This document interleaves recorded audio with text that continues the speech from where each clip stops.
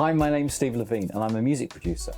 You may know me from some of my previous credits, such as Culture Club's first 3 albums, and that included the hits Do You Really Want to Hurt Me and Karma Chameleon. I produced the Beach Boys' 1985 album and Denise Williams' Water Under the Bridge, for which I got a Grammy. I also produced a Honey's debut album, and that included the hits Finally Found and End of the Line. And I've been recently producing lots of new bands. But one of my other production credits is my radio work. And I've recently produced a musical for the BBC World Service, You.Me the Musical. Okay, opening video chat. Nothing's happening. Emily, did you move the router again? Yeah, sorry, I was watching TV in the bar! Put it back, I've got work! Sorry! Ugh, 4 flatmates and London's worst internet connection. Ideal. Okay, Rose, peaceful thoughts, deep breaths. You are calm. Now, this is a story of 2 people during the pandemic, and it's been on BBC World Service, and I'm very excited to say that we've just won 3 gold awards from the New York Festival's Radio Awards. That includes 1 gold for the sound, best use of sound, and we've even got a grand award. These are very, very rarely given, so I'm really excited about it. So I thought I'd talk to you today about some of the techniques that we use in cobbling it all together.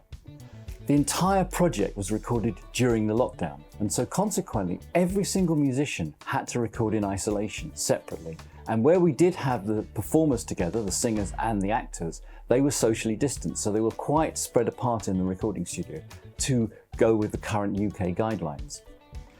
What was also incredible was the BBC Philharmonic Orchestra all had to record their parts separately. Every single member of the orchestra recorded at home using their own facilities, and we had to cobble together 60 plus performances across all the multiple songs. This was a technical nightmare, of course, as you can imagine, because some of the musicians within the BBC Philharmonic are very tech savvy and have quite good setups at home. Some of them less so. So we went from some musicians who had a Pro Tools setup and were really ready to go.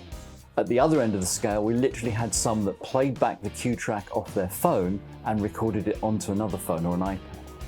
So you can imagine we had to mix and match all the sonic differences between those songs, blend the orchestra overdubs with those of the contemporary musicians, such as drums, bass, guitar, keyboards, that we used on all of the tracks.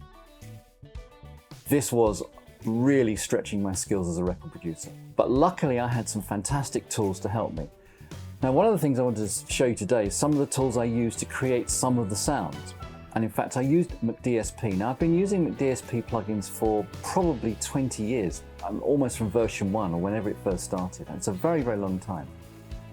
Now, one of the things that was really, really complicated on this was mixing both the high fidelity studio recordings of the actors and their singing with their performances that were supposed to sound as if they were location. So for example, a couple of the scenes are set in an office where they're taking Zoom calls. So you hear the perspective, and bearing in mind this is radio, so I've got to create an oral experience of a setup of an office. So that includes having a small amount of ambience on the voices so they don't sound like they're in a recording studio. But where people are entering the meeting or communicating just as you would on a movie set, I've got to create the sound of the comms. So are they on a phone? Are they using headsets? Is it through an iPad or some other device? In one case, is it coming through a fax machine?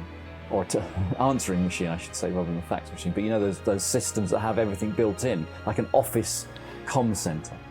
Now, one of the plugins that McDSP have is called FutzBox, and what that does is it has what these called are sims, kind of like impulse responses that create the sound of these devices, and you can chain them together and then add distortion, background noise, and all those things.